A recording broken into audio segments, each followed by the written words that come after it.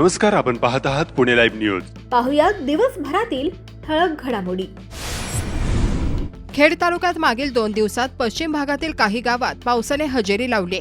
पश्चिम भागात काही वेळ मुसळधार पाऊस झाला, मात्र एकाच दिवसात या पावसाचा जोर ओसरला आहे. दरम्यान गुरुवारी 25 जून 2026 रोजी खेड तालुक्यात जवळपास सर्वत्र कडकडीत ऊन पडले होते. त्यामुळे सामान्य नागरिकांसह शेतकऱ्यांची चिंता वाढली आहे. खेड तालुक्याच्या पश्चिम भागातील वाशेरे हेद्रुज खिंड रोडचे काम अंतिम टप्प्यात आले आहे. काही महिन्यांपासून हा रोड वाहतुकीसाठी बंद होता. त्यामुळे MIDC मध्ये जाणाऱ्या कंपनी कामगारांना लांब अंतरावरून दुसरा पर्याय शोधावा लागत होता. पण काही दिवसात हा रोड वाहतुकीसाठी सुरू करण्यात येणार आहे. यामुळे भीमाशंकरला पर्यटन दर्शनासाठी जाणाऱ्या मंडळींना नजीकचा मार्ग उपलब्ध होणार आहे. काही भाविक मुंबईवरून येतात. त्यांच्यासाठी पाईट, हेद्रुज, वाशेरे, भारतेवाडी, औदर, देवोशी, चिखलगाव, धामणगाव, शिरगाव, तळेघर, भीमाशंकर हा मार्ग सोयीस्कर व जवळचा असणार असल्याचे वाशेरे येथील स्थानिक सामाजिक कार्यकर्ते अक्षय चिमटे यांनी सांगितले. खेड तालुक्यातील प्रस्तावित कुरुळ येथील रेल्वे लाईन रद्द झाली आहे. त्यामुळे कुरुळे आणि परिसरातील सर्वच गावांनी समाधान व्यक्त केले. कुरुळी परिसरातील नागरिकांनी थेट घरे आणि इमारतीवरून जाणाऱ्या या रेल्वे लाईन विरोधात रान पेटवले होते. यासाठी खेडचे आमदार बाबाजी काळे, शिरूरचे खासदार डॉक्टर अमोल कोल्हे यांनी स्थानिक नागरिकांच्या सोबत आंदोलनाची भूमिका घेतली होती. दरम्यान आता ही रेल्वे लाईन तालुक्याच्या अन्य भागातून जाण्याची शक्यता निर्माण झाली आहे. रोहकल पिंपरी खुर्द गावच्या हद्दीवरून MIDCच्या कडेने ही रेल्वे लाईन होण्याची शक्यता आहे. यामुळे चाकण MIDC उत्तरेकडील भागालगत अशी रेल्वे लाईन करण्याचे नियोजन रेल्वे विभागाने केले आहे. याबाबत सातत्याने होणारा विरोध पाहता प्रत्यक्षात पाहणी करून हा मार्ग निश्चिती निर्णय झाला असल्याचे जाणकार सांगत आहेत. रोहकल येथे प्राथमिक जमीन सर्वेक्षण पूर्ण झाले असून त्याचे नकाशे समाज माध्यमांवर मोठ्या प्रमाणावर व्हायरल होत आहेत. याबाबत प्रशासनाकडून मात्र अद्याप काहीही अधिकृत माहिती देण्यात आलेली नाही. बाईक आणि रिक्षा उत्पादनामध्ये सर्वात मोठी असलेली बजाज ऑटोने आता एक मोठा निर्णय घेण्याच्या तयारीत आहे. बजाज ऑटोने इलेक्ट्रिक वाहन उत्पादनाचा प्लॅन आखलाय. यासाठी महाराष्ट्रात इलेक्ट्रिक प्लांटचा विस्तार करण्याचं ठरवलं होतं, पण महाराष्ट्र सरकारने अनुदान आणि इतर बाबींबद्दल कोणतीही भूमिका जाहीर न केल्यामुळे बजाज ऑटोने आपला इलेक्ट्रिक प्लांट हा महाराष्ट्राबाहेर नेण्याची शक्यता आहे. बजाज ऑटो आता आपला हा प्लांट तामिळनाडूमध्ये नेण्याची शक्यता आहे, अशी माहिती समोर आली आहे. शासनाच्या धोरणांतर्गत इलेक्ट्रिक वाहनांच्या खरेदीवर ग्राहकांना EV धोरणामुळे सबसिडी मिळाली आहे, पण कंपनीला सबसिडी अद्यापही मिळाली नाही. त्यामुळे कंपनीला तोटा सहन करावा लागत आहे. राज्य सरकारच्या प्रशासकीय कामकाजामुळे मागील 4 वर्षांपासून अनुदानाचा प्रश्न सुटलेला नाही. बजाज ऑटोने आधीच महाराष्ट्राच्या पॅकेज स्कीम ऑफ इन्सेंटिव्ह अंतर्गत पुण्यातील चाकण, आकुर्डी आणि छत्रपती संभाजीनगरमधील वाळूज MIDCच्या प्लांटमध्ये 2000 कोटी रुपयांपेक्षा जास्त गुंतवणूक केली आहे. मात्र राज्याच्या EV धोरणातील अनिश्चिततेमुळे आगामी गुंतवणूक इतर राज्यात वळवण्याचा विचार सुरू आहे. सरकारकडून अजूनही कोणतंच पाऊल उचललं गेलं नाही. त्यामुळे बजाज ऑटो आपल्या EV प्लांटचा विस्तार हा महाराष्ट्राबाहेर नेण्याचा निर्णय घेणार आहे. यासाठी राज्यांशी चर्चा सुरू आहे. बजाजच्या या प्लांटसाठी तामिळनाडूची निवड केली अशी माहिती समोर आली आहे. खेड तालुक्यातील पश्चिम भागातील 40 गावच्या वतीने संत ज्ञानेश्वर सेवा मंडळ आणि शेगाव दुमला येथे बांधलेल्या नवीन धर्मशाळा इमारत उद्घाटन समारंभ खेड तालुक्याचे आमदार बाबाजी काळे यांच्या हस्ते पंढरपूर येथे पार पडला. यावेळी 40 गावचे प्रतिनिधी, पदाधिकारी व वारकरी उपस्थित होते. आमदार काळे यांनी या गावांच्या एकजुटीचे आणि केलेल्या कामाचे कौतुक करत समाधान व्यक्त केले.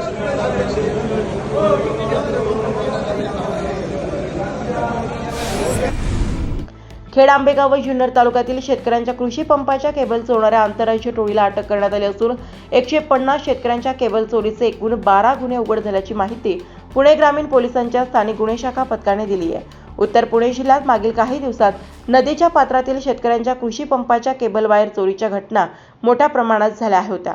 अशा प्रकारचे गुन्हे हे मध्य प्रदेश राज्यातील आरोपी करत असून ते चोरी करण्याच्या ठिकाणच्या आसपास येऊन राहतात व रात्रीच्या वेळी अशा चोऱ्या करतात अशी माहिती प्राप्त झाली. त्यानंतर छत्तीसिंग पवार वय 19, गगन शापीलाल चौहान वय 19, अतुल शापीलाल चौहान वय 21, तपसलाल पावरा वय 50 व सूरज रामसर आदिवासी वय 40 सर्व राहणार मध्य प्रदेश यांनी अटक केली आहे. त्यांनी सदर गुन्ह्याची कबुली दिली असल्याचे पोलिसांनी सांगितले आहे. खेड आळंदी विधानसभा मतदारसंघातील येत्या 30 जून ते 29 जुलैपर्यंत मतकेंद्रानिहाय BLO मार्फत मतदार याद्यांचे सखोल पुनर्निरीक्षण करून मतदार याद्या अचूक बनवण्यासाठी मतदारांना देण्यात येणाऱ्या अर्जावर दिलेली माहिती बिनचूक भरण्याचे आवाहन मतदान नोंदणी अधिकारी तथा प्रांत अनिल दौंडे व तहसीलदार प्रशांत बेडसे यांनी केले आहे. खेड तालुक्यातील सर्व मतदाराकडून अर्ज भरून घेण्याबाबतच्या प्रशिक्षणासह 37 पर्यवेक्षक आणि 17 निरीक्षक आणि 389 BLO यांना 2 टप्प्यात खेड बाजार समितीच्या सभागृहात मार्गदर्शन करण्यात आले. राजगुरुनगर नगर परिषदेच्या वतीने 115 दिव्यांग बांधवांना 4,23,545 रुपयांच्या निधीचे वाटप करण्यात आले. यावेळी नगराध्यक्ष मंगेश गुंडाळ, उपनगराध्यक्ष मनोहर सांडभोर व नगरसेवक उपस्थित होते.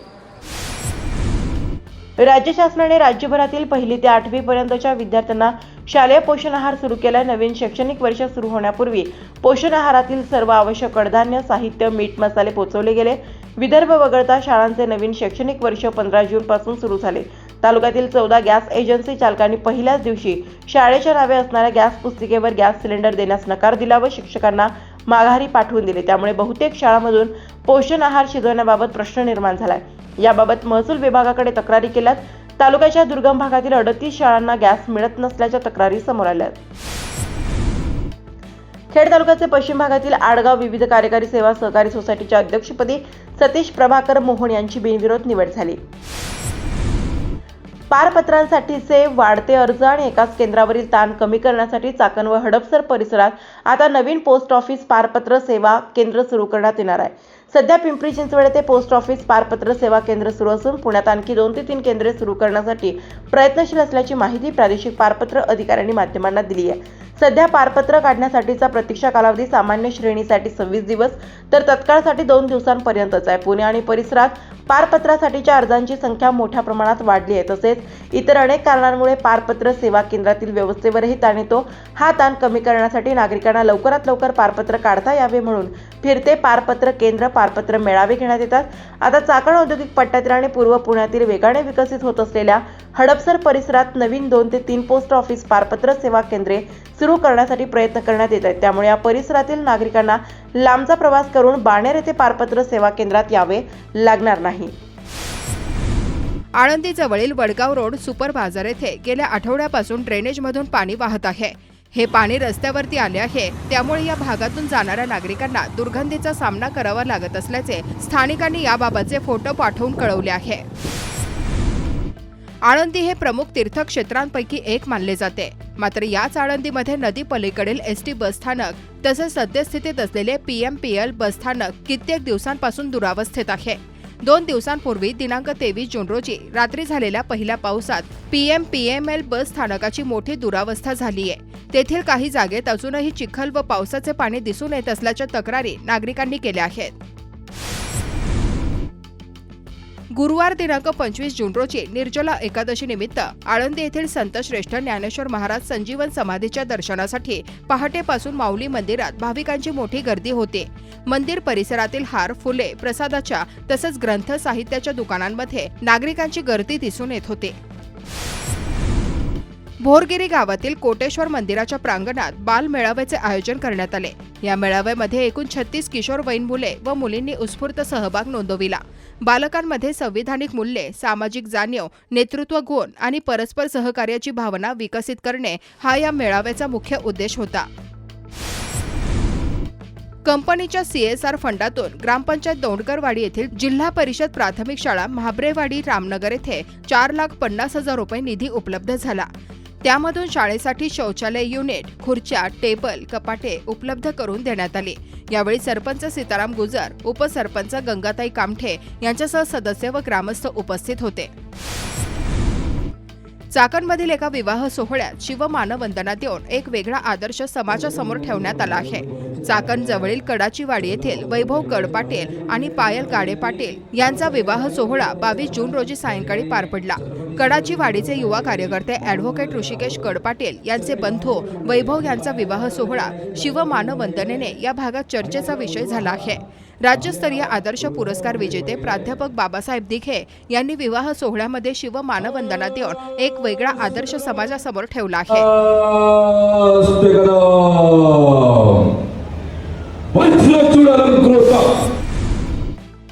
खेड तालुक्यात राजकीय विरोधाची दिशा बदलत आहे. मागील काही दिवसात एकमेकांवर टोकाचे आरोप केले जाऊ लागले आहेत. आज माजी लोकप्रतिनिधी यांनी एकमेकांवर टीका करण्यापर्यंत मर्यादित असल्या या बाबी खालच्या पातळीपर्यंत पोहोचल्या आहेत. धक्कादायक म्हणजे वाडी वस्तीवरील कार्यकर्ता देखील गाड्यावर व नळ्याची यात्रा उक्तीप्रमाणे नेत्यांसारखे टीका करत आहेत. निष्ठा दाखवण्याच्या नादात थेट तालुक्याच्या आजूबाजू लोकप्रतिनिधींना आव्हाने आणि दमबाजीची भाषा करू लागले आहेत.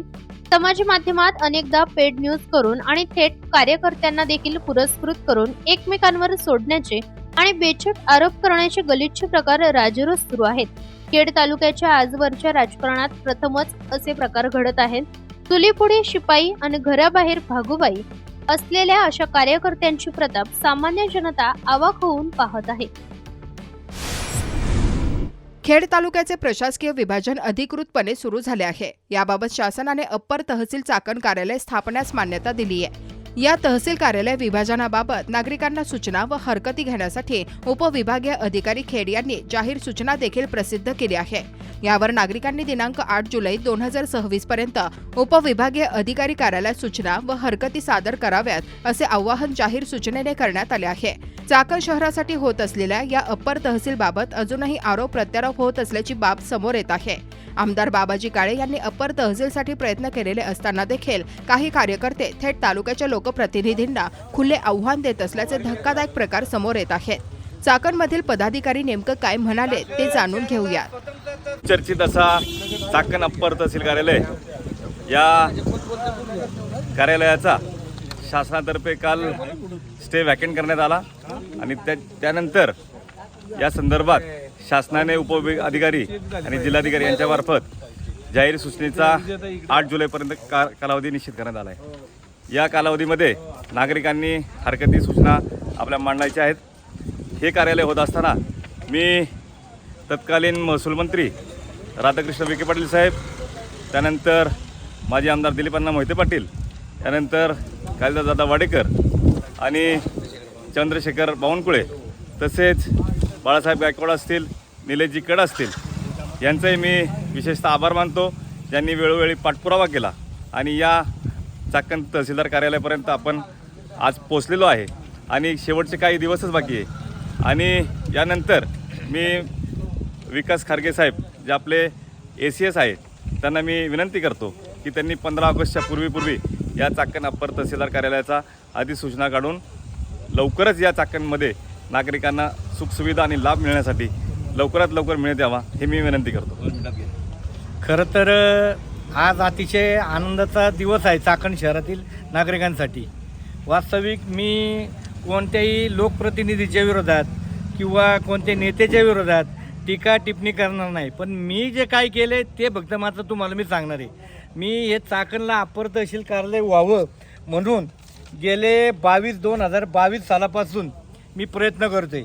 आणि खरं तर आभार कोणाचे मानणार आहे पहिले की या राज्याचे तत्कालीन महसूल मंत्री व या राज्याचे महसूल मंत्री जे होते राधाकृष्ण विखे पाटील यांचं मी खऱ्या अर्थानं आभार मानणार आहे.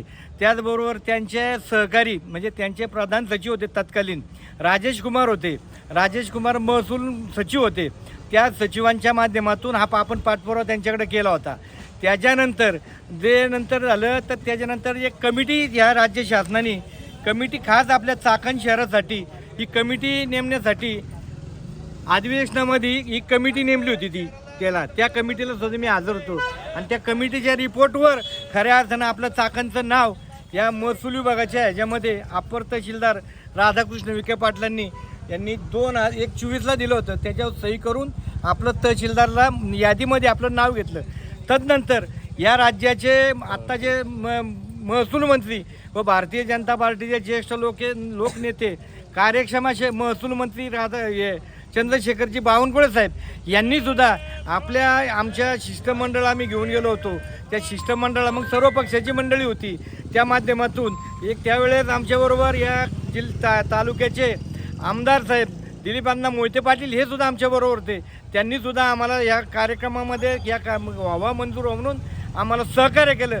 म्हणून मी चाकणकर नागरिकांच्या वतीनं, सर्व बंधू भगिनी मातांच्या वतीनं, युवकांच्या वतीनं, सगळ्या नगरसेवकांच्या वतीनं, चाकणमधील प्रत्येक लहान थोर कार्यकर्त्यांच्या वतीनं सगळ्यांना माहिती याचा पाठपुरावा खऱ्या अर्थानं कुणी केला आहे हे मला सांगण्याची गरज नाही. आणि ती बातमीसुद्धा तुमच्या पुणे लाईव्हच्या माध्यमातून वेळोवेळी चाकणकरांना आपण तुम्ही दिलेली आहे.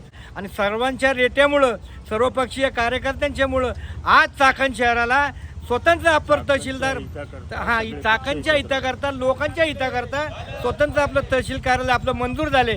ठीक आहे, काहींनी काहीतरी काही केलं होतं, काही इकडं न्यायचं तिकडे न्यायचं, त्याचा काही उपयोग झाला नाही. कारण लोकांचा शुभाशीर्वाद, लोकांचं जे पाठबळ होतं ते चाकणकरांचं आमच्या पाठीशी होतं.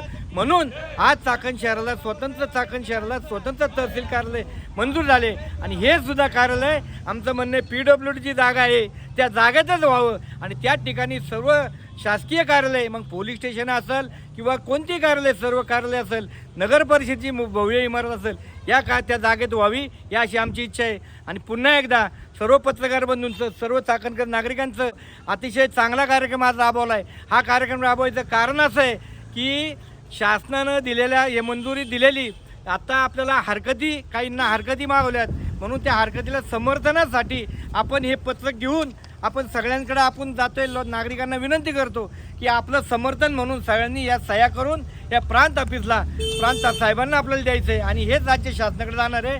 आणि लवकरात लवकर आपलं कार्यालय सर्वांच्या शुभाशीर्वादाने होणे त्याचा मला सार्थ अभिमान आहे. जय श्रीराम. चाकण येथे अप्पर तहसीलदार कार्यालय मान्यता दिल्याबद्दल मी त्यांचे आभार मानतो. तशा अर्थाने चाकणला 84 गावाचा महसूल होता. चाकणवर रिलेटेड 84 गावं आजूबाजूच्या असायची. तसं पाहिलं तर खेडला तहसीलदार कार्यालय होण्या अगोदर चाकणला तहसीलदार कार्यालय व्हायला पाहिजे होतं.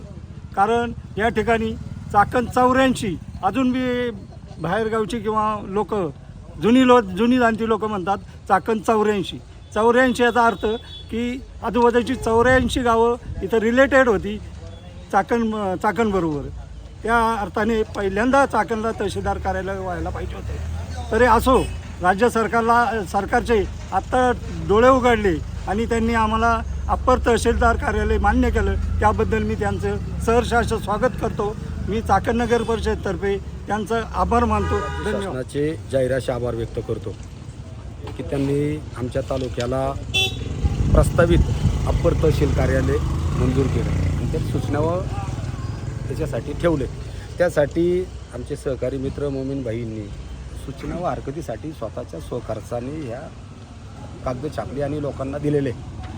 परंतु खऱ्या अर्थानं तुम्हाला आज जर सांगायचं झालं माझ्या मायबाप तालुक्याच्या जनतेला, तर काही मंडळींचा असा मनस्वभाव होता हे चाकणला न होता कडूसला व्हावा, त्यांच्यासाठी हा काळा दिवस.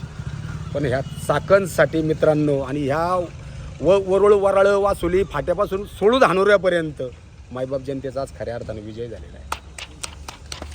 मित्रांनो, काय झालं त्यांच्या मनामध्ये नक्की काय होतं हे मला कधी माहीत नव्हतं. राजकीय वैमनस्य असू शकतं, वैयक्तिक काय नाही, मनभेद असू शकतात. परंतु त्यांनी एक मध्ये डाव रचला की हे कार्यालय कडूसला न्यायचं. त्यावेळेस आमच्यासारखे कार्यकर्ते, छोटे मोठे कार्यकर्ते आणि अखंड चाकण शहरातले सर्वपक्षीय कार्यकर्ते त्या विषयाला आपण सामोरे गेलो. आणि आज प्रशासनाचं पुन्हा एकदा अभिनंदन करतो की त्यांनी ते खरोखर ओळखलं की हे चाकणला होणं किती गरजेचं आहे. आपलं दुर्भाग्य आहे की आपल्याला असा प्रतिनिधी भेटला की हे चाकणला नको कडूसला पाहिजे.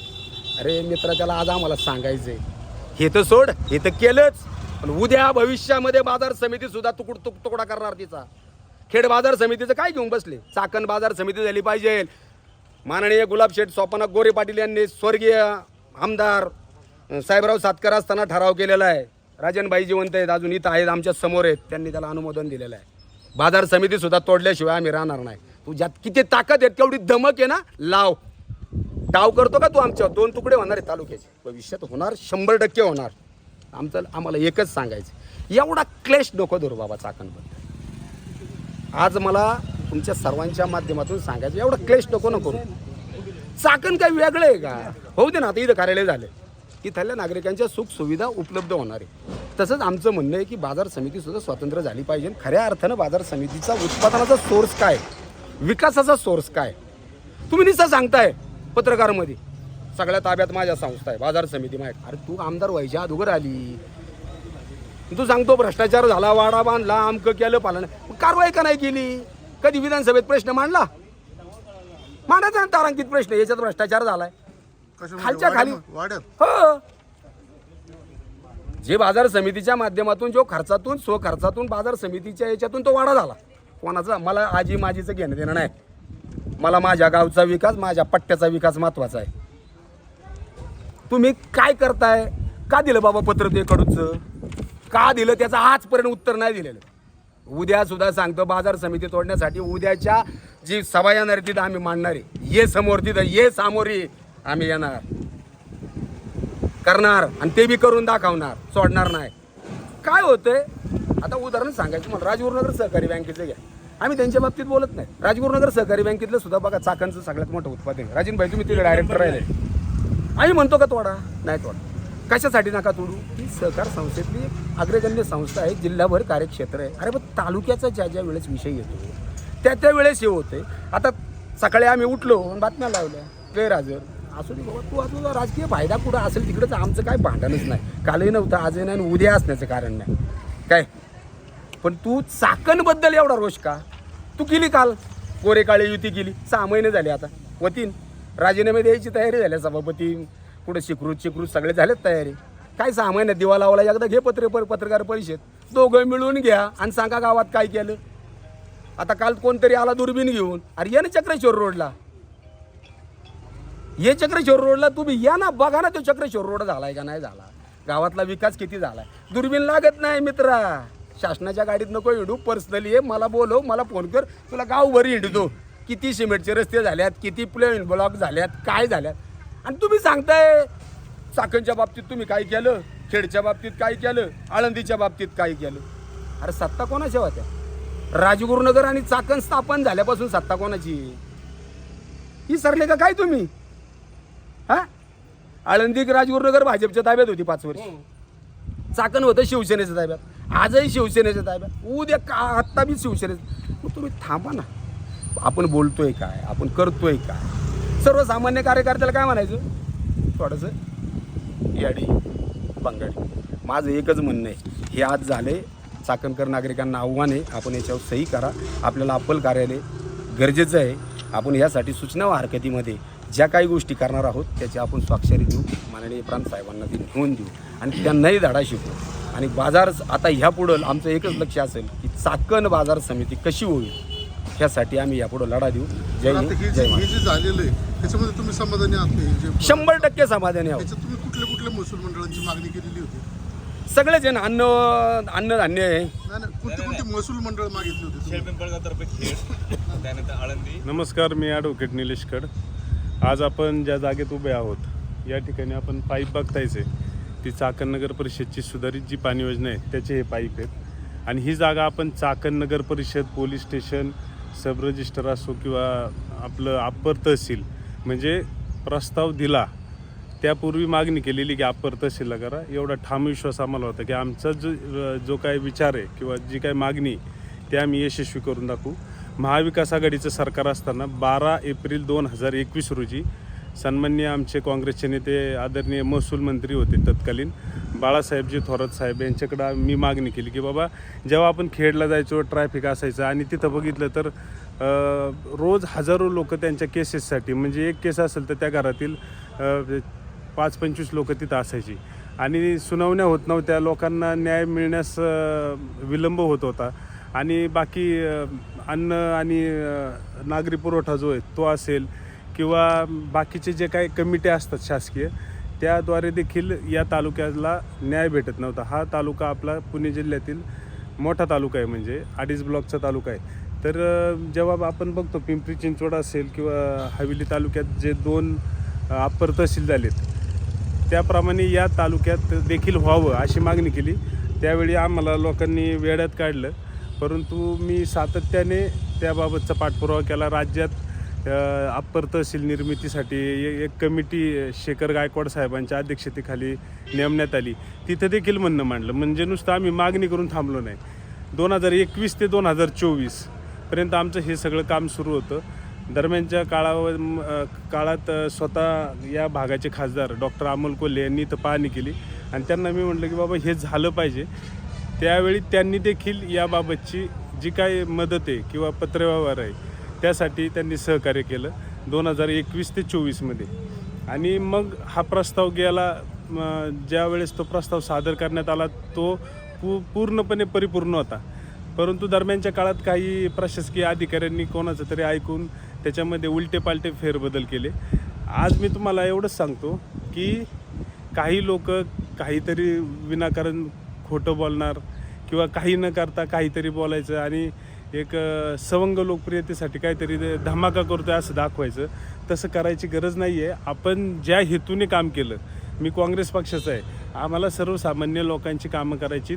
महाविकास आघाडी म्हणून या ठिकाणी आमचे खासदार आहेत, आमदार आहेत आणि मग त्यासाठी आपल्याला हे काम मार्गी लावायचं आहे. तर आमदार साहेबांनी ज्यावेळेस निवडून आले बाबाजी शेठ काळे, त्यावेळेस पहिल्या अधिवेशनापासून म्हणजे नागपूरचं जे पहिलं अधिवेशन होतं त्यावेळेस त्यांनी मुख्यमंत्र्यांना निवेदन दिलं की चाकण झालं पाहिजे. त्यानंतरचे सलग सगळे अधिवेशन त्यांनी विषय मांडत राहिले की हे काय. दरम्यानच्या काळामध्ये मार्च 25मध्ये जेव्हा प्रस्ताव शासनाला गेला त्यावेळेस तो चुकीचा गेला होता, सदोष गेला होता. मग विभागीय आयुक्तांना आम्ही तिथं भांडलो आणि त्यावेळेस खासदार साहेबांना आणि आमदार साहेबांना सांगितलं हे चुकतंय, हे नको आहे. उदाहरण म्हणून सांगतो की तुम्हाला आता आपली येलवाडी आहे, येलवाडी खेडला राजगुरुनगर तहसीलमध्ये ठेवण्यात आली होती आणि ते म्हणले की इकडं फक्त तुम्ही ही 3च मंडळ म्हणजे आळंदी, पिंपळगाव आणि चाकण. तर मी म्हटलं अहो जो MIDC एरिया आहे, वासुली आहे, शिंदे, इकडं भामासखेडचं धरण आहे, पुढं गड औंड्यापर्यंत पार सगळं आणि इकडं दावडीपर्यंत आहे. तर साबळेवाडी आणि सिद्धेगाव ह्या सगळी गावांचं जे काय आपण तयार केलेलं होतं म्हणजे तत्कालीन जे उपविभागीय अधिकारी होते त्यांनी पूर्णपणे आमचं ऐकून परिपूर्ण अहवाल केला. तो नंतर देवरे ज्या तहसीलदार होत्या त्यांनी त्याच्यामध्ये फेरबदल केले आणि कडूस जे आज बोललं जाते हे आमदार बाबाजी काळे आमदार होण्यापूर्वी कडूसचा प्रस्ताव टाकला होता. तेही तुम्हाला सांगतो कारण की खेड तालुका हा मोठा आहे, सदन आहे, औद्योगिक आहे. त्यामुळे या ठिकाणी येण्यासाठी तहसीलदारांना खूप इंटरेस्ट असतो आणि मग आपण आत्ताच आलो आहे आणि आत्ताच जर विभाजन झालं तर त्या तत्कालीन ज्या तहसीलदार देवरे मॅडम होत्या त्यांनी हा कडूसचा प्रस्ताव पाठवला आणि तो जेव्हा पाठवला त्यावेळेस पहिल्यांदा विरोध करणारा मी जिल्हाधिकारी कार्यालयात होतो. म्हणजे बाबाजी काळे आमदार व्हायच्या अगोदरच गेला होता. म्हणजे बाबाजी काळेंची भूमिका काय हे पण सांगतो. तर मला खेड तालुक्याचा भीमाशंकरपासून तर इकडं गोलेगावपर्यंत विचार करायचा आहे आणि आदिवासींनी कसे त्याच्यामध्ये जर कडूस होत असेल तर ते करा. आणि मी एवढा पण म्हणजे हे नाही आहे की मी जो प्रस्ताव तयार केला आहे तो प्रस्ताव असाच बारगळून देईल हे काय मी होऊन देणार नाही. ते आम्हालाही कळतं की कसा प्रस्ताव मंजूर करून घ्यायचा. चाकण असेल, राजगुरुनगर असेल, नगरपालिका आम्ही मंजूर करून आणलेलं आहे. पण ह्याला टीका कर त्याला टीका कर. तुम्ही बघितलं असेल माझे आमदार साहेब जे आहेत तेही तुम्हाला व्यक्तिगत सांगतील बरं का की निलेश कड हा काम कसं करतो आणि तेही सांगतील की निलेश कड हा एकदम लोकशाही मूल्याला धरून बोलतो. कधी मी तुम्हाला असं प्रसिद्धीसाठी त्यांच्यावर काय टीका केली किंवा काय केलं असं अजिबात केलेलं नाही. मी तुम्हाला एकच सांगतो, विधानसभेच्या इलेक्शनच्या आधी माझे आमदार साहेबांना काही लोकांनी इथल्या भुलवलं, माझ्या घरापुढं खड्डे खणले. परंतु माझे आमदार साहेबांना जेव्हा इथल्या काही जे पत्रकार मंडळी आहे त्यांनी खरी जेव्हा वस्तुस्थिती सांगितली तेव्हा ते म्हणले अरे चुकलं हे. म्हणजे त्यांच्यावर मी काय टीका करत बसलो काय. हे बरं आजची भाषा काय, तू इकडं ये, तू तिकडं जा, हे बरोबर नाही आहे. हे अजिबात बरोबर नाही. मला म्हणजे खेद वाटतो की असं का वागलं जातं आहे. आणि मेन मुद्दा हा जो आहे की जो त्यांनी मागणी केली म्हणतात की कडूसची, तर चाकण होणारच होतं. परंतु जेव्हा तुम्ही मंत्रालयीन स्तरावर काम करत असता तेव्हा तुमचे 2-2 मागण्या पाहिजे. आज आम्ही करंजीवर का ॲड केलं तुम्ही जाऊन बघा. माझं चॅलेंज आहे. फेब्रुवारीच्या आधीचा जो प्रस्ताव गेलेला आहे, मार्च 2025चा जो प्रस्ताव गेला आहे त्याच्यामध्ये करंजीवरे सर्कल नव्हतं, ते आम्ही ॲड करायला लावलं. आत्ता फेब्रुवारी 20ला जेव्हा आम्ही कलेक्टर साहेबांकडे वेळ मागितली, नकाशे घेऊन गेलो, कलेक्टर साहेबांना सांगितलं की हा जर असा उभा तालुका जर आपण नदीच्या बाजूचा केला तर तो खूप सोयीस्कर राहणार आहे. मग त्यांनी मान्य केलं आणि ते म्हणले असाच मी प्रस्ताव पाठवतो आणि करंजीवरे त्याच्यात ॲड केलं. दुसरी गोष्ट माझी ही होती, पाईटसाठी मी का आग्रही होतो तर पाईट भागातील गावं जी आहेत ना ती आपल्या पिंपरी चिंचवड पोलीस आयुक्ताला येते म्हणून म्हटलं ती इकडे घ्या. आता सूचना हरकतीसाठी जे शासनाने केलं हे चाकण अप्परचं, तर सूचना काय असती, समजा इथं नदीच्या पलीकडे संतोषनगर आहे, वाकी आहे, पिंपरी, ही लोक म्हणतील की आम्हाला चाकण जवळ पडते, आम्हाला चाकणला ॲड करा. याच्यासाठी हरकत काय तर कुठं करंजीवरेचा काना मात्रा चुकला आहे, वेलांटी चुकली, त्याच्यावर ऑब्जेक्शन घ्यायचं असतं, समर्थन नाही. मी तुम्हाला एकच सांगतो, हा प्रस्ताव शासनाने मंजूर केलेला आहे आणि तो मंजूर झालेला आहे. त्याच्यावर फक्त लोकांना हे करायचं की बाबा आम्हाला घ्यायचं का नाही. आता पाईट भागातील जी लोक आहे त्या मंडलातल्या लोकांना जर वाटलं बाबा आपल्याला पोलीस स्टेशन सावरदरी वासुलीच्या तिथे आहे, तर ते येऊ शकतात, ते देऊ शकतात की बाबा आम्हाला इकडं ॲड करा, म्हणजे आमचं आयुक्तालय आणि आमच्याच इकडं कारभार होईल. अशा पद्धतीने हे काम झालेलं आहे. बाबाजी काळेंनी आमदार म्हणून जो काय मागणी केली होती, आम्ही पूर्ण खेड तालुका म्हणून जेव्हा विचार केला तेव्हा म्हटलं ठीक आहे, इकडं आदिवासी भाग आहे, आपण त्याच्यासाठी करून घेऊ आणि त्यासाठी पण पाठपुरावा करणार आहे. दुसरं ॲडिशनल मी हे सांगतो की या दरम्यान बारामतीला अप्पर जिल्हा अधिकारी कार्यालय झाले, तर आदरणीय वळसे पाटील साहेब असतील, बाबाजी काळे साहेब असतील, आपले इकडं सुनील अण्णा असतील, इकडं आपले माऊली शेठ कटके असतील आणि शरददादा सोनवणे असतील, या 5 आमदारांनी उत्तर पुणे जिल्ह्याच्या असं ठरवले की ते अप्पर जिल्हाधिकारी कार्यालय करायचे. ते या जी इमारत होणार आहे ना, ते चाकणमध्ये मध्यवर्ती ठिकाण म्हणून आमदार साहेब म्हणले की इथंच करा, म्हणजे प्रांत कार्यालय खेडला राहील, मंचरचं तिकडे आहे, मावळचं तिकडे आहे आणि शिरूरचं तिकडे आहे आणि अप्पर जिल्हाधिकारी म्हणजे पुणे जिल्हाधिकारी कार्यालयात जायचंच नाही, ते आपण इथं करतोय. कडूसबाबत आदिवासीचा निकष लावून ते करणार आहे. कडूसला नगरपंचायत करावी लागेल, पोलीस स्टेशन करावं लागेल आणि त्यामध्ये बाकीचं जे पायाभूत इन्फ्रास्ट्रक्चर आहे ते आपण करून खेड तालुक्यामध्ये जसं हवेलीला 3 आहे तसे आपण इकडं करणार आहे. पण यासाठी मी एवढंच सांगतो की सूचना आणि हरकती या समर्थन वगैरे द्यायची गरज नाही, शासनाने ते मंजूर केलेलं आहे. तुम्हाला जर काय कोणतं गाव पाहिजे किंवा कोणती सजा इकडे ॲड करायची किंवा काय करायचं, हा आता लोकशाहीचा भाग आहे. तुम्हाला नागरिकांना तो अधिकार आहे, त्यांनी काय सूचना कराव्या आणि प्रशासनाने सुलभतेने काय करायचं ते करावं, एवढीच माझी विनंती आहे. आपण एकत्र येऊन सगळं काम करू. कोणाला बोलणं कमी लेखणं हे मला पटत नाही आणि मी ते करणारही नाही. माझं म्हणणं एवढंच आहे की या खेड तालुक्यामध्ये बारामतीच्या स्पर्धेला काम करायचं आहे मला. नमस्कार, आपण पाहत आहात पुणे लाईव्ह न्यूज.